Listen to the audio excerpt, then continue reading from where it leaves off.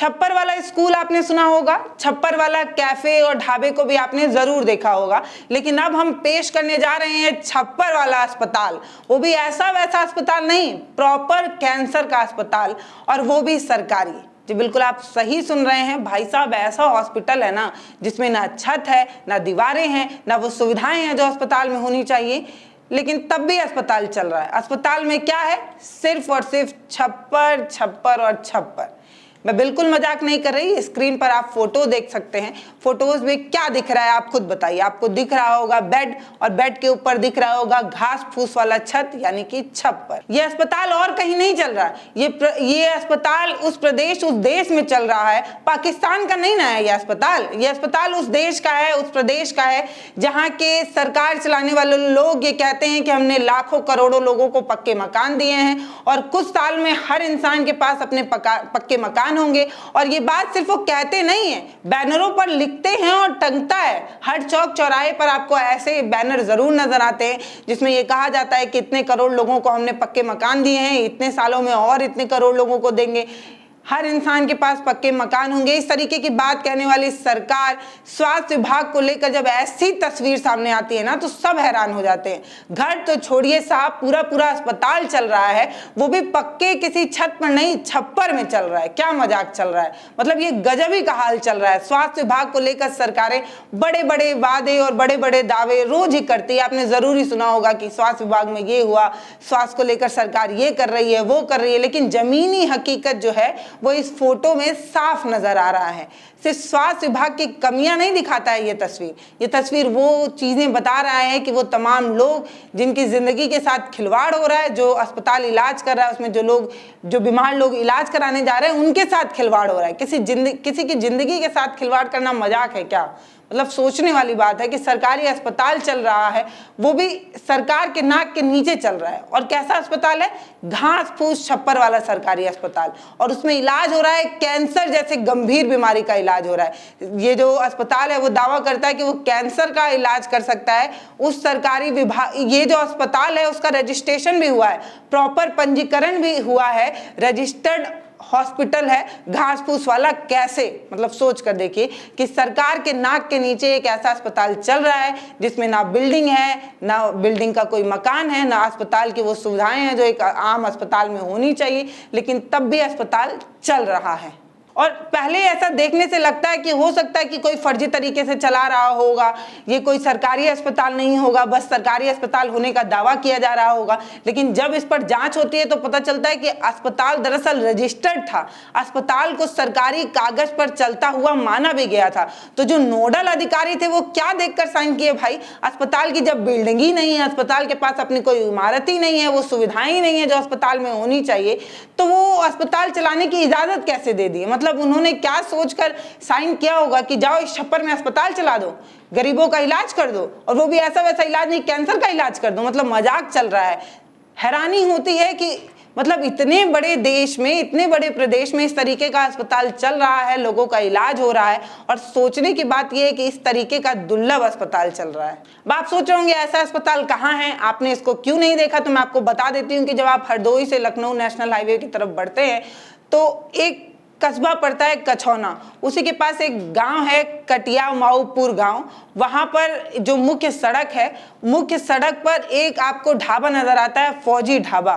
उस ढाबे के पीछे छप्पर में बना हुआ है ये अस्पताल है। और इस अस्पताल में क्या कुछ है ये जानने की जरूरत है। तो घास फूस का वो छप्पर, वो कुटिया आपको नजर आती है, उस कुटिया के अंदर आपको नजर आता है एक दो बेड, और उसमें एक कूलर भी नजर आता है। ये वो सरकारी अस्पताल है जो टिन के सहारे, टिन के सेट के नीचे घास भूस के छप्पर में चलाया जा रहा था। और ये बात सिर्फ कहने की नहीं है, जब जांच हुई तो पता चला कि यहाँ पर इलाज चल रहा है, वो भी कैंसर जैसी गंभीर बीमारी का इलाज चल रहा है। जब ये वीडियो सोशल मीडिया पर लगातार वायरल होने लगा तो इसको लेकर एक जांच कमेटी बनाई गई, मतलब जांच करा गया, और जांच करने में ये पता चला कि वहां पर एक दो मरीज भी हैं, और उन दोनों मरीजों का इलाज जो हो रहा है वो कैंसर नामक गंभीर बीमारी का इलाज चल रहा है। और ये सब कुछ सोचकर हैरानी इस बात के लिए हो रही थी कि आखिर वो जो लोग हैं, वो जो बीमार लोग हैं, वो जब उस अस्पताल में गए होंगे तो उन्हें ये तो समझ में आया होगा कि अस्पताल में कुछ बुनियादी सुविधाएं होती हैं। अस्पताल ऐसा तो नहीं होता है, कम से कम उसकी एक बिल्डिंग होती है, कुछ स्वास्थ्य सुविधाएं होती हैं, कुछ चीज़ें होती हैं, वहाँ पर कुछ भी नहीं है। तो आखिर वो कौन लोग हैं जो ऐसी छप्पर वाले अस्पताल में इलाज कराने को मजबूर है? ये हैरानी होती है इस बात पर। और आप भी सोच ही रहे होंगे कि आखिर वो कौन लोग हैं जो बुनियादी सुविधाओं के अभाव में भी इस अस्पताल में इलाज कराने गए हैं। आखिर वो लोग क्यों मजबूर हुए भाई? इस बात से तो ये बात तो साफ होती है ना कि हमारे देश में उस तरीके की स्वास्थ्य सुविधाएं नहीं है, उतनी बेहतर सुविधाएं नहीं है, या ये भी हो सकता है कि स्वास्थ्य सुविधाएं हैं ही नहीं उतनी जितना इस देश में अभी और ज़रूरत है। तभी तो वो लोग ऐसे झाड़ फूक वाले छप्पर के अस्पताल में अपना इलाज कराने को तैयार हो रहे हैं। ये उत्तर प्रदेश की व्यवस्था है भाई, सोच कर देखिए। वीडियो में मैंने 2-3 बार कह दिया होगा, सोच कर देखिए, सोच कर देखिए, सोच कर देखिए। पता है ऐसा मैं क्यों कह रही हूँ? क्यों? क्योंकि आप लोग इस पर सोचते ही नहीं, आपको फर्क ही नहीं पड़ता। क्यों फर्क पड़ेगा? आपके घर का कोई थोड़ी बीमार पड़ा है। जब आपके घर का कोई बीमार पड़ता है तब आपको समझ में आता कि जब आप उस तरीके की सुविधाएं आपके पास नहीं होती, उतना लाव लश्कर आपके पास नहीं होता और आप किसी प्राइवेट हॉस्पिटल में अपना इलाज कराने जाते, तो आपको पता चलता है कि स्वास्थ्य सुविधाएं कितनी ज़रूरी हैं इस देश के लिए और एक आम इंसान के लिए जिसकी आमदनी उतनी नहीं है। लेकिन ना हमें फ़र्क पड़ता है ना आपको फ़र्क पड़ता है। क्या देश में उस तरीके की स्वास्थ्य सुविधाएं नहीं होनी चाहिए? देश में स्वास्थ्य सुविधाएं बेहतर होना ज़रूरी है या नहीं? कि ऐसे ही सड़े गड़े अस्पताल चलते रहेंगे और उसमें लोग इलाज कराने के लिए मजबूर होते रहेंगे?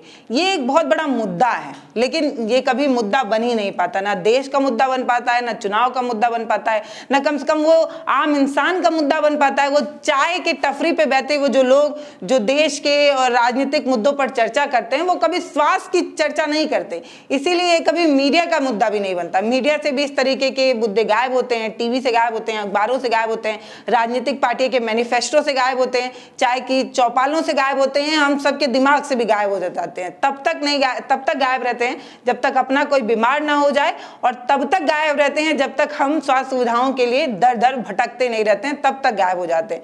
ये मैं इसलिए कह रही हूँ क्योंकि आपको पता है क्या कि बीएचयू के हृदय रोग विभाग के डॉक्टर ओम शंकर जो हैं, इसी चीज को लेकर काफी दिनों से आमरण अनशन पर रहे, धरना देते रहे। वो ये कहते रहे कि देश में स्वास्थ्य सुविधाएं बेहतर होनी चाहिए, और जैसे राइट टू फूड का हमें मौलिक अधिकार प्राप्त है, वैसे ही हमें स्वास्थ्य का भी मौलिक अधिकार प्राप्त होना चाहिए। इस चीज को लेकर वो धरना देते रहे, लेकिन क्या उनको मीडिया कवरेज मिली? उनको मीडिया कवरेज जीरो मिली। क्यों? क्योंकि ये हमारा मुद्दा ही नहीं है, हमें फर्क ही नहीं पड़ता। इसीलिए मुख्य चिकित्सा अधिकारी ये बताते हैं कि मौके पर जब वहाँ पहुँचते हैं तो वहाँ पे कुछ पेशेंट भी मिलते हैं जिनको अब दूसरे सरकारी अस्पताल में भेज दिया गया है। सरकारी गाड़ी से भेजा गया है, एम्बुलेंस से भेजा गया है। वो बोलते हैं कि मरीज और उनके परिवार ने ये बताया कि जिस सरकारी अस्पताल में वो इलाज करा रहे थे, यानी कि छप्पर वाला सरकारी अस्पताल, वो सस्ता था, इसलिए उनको वहाँ पर इलाज कराना पड़ा।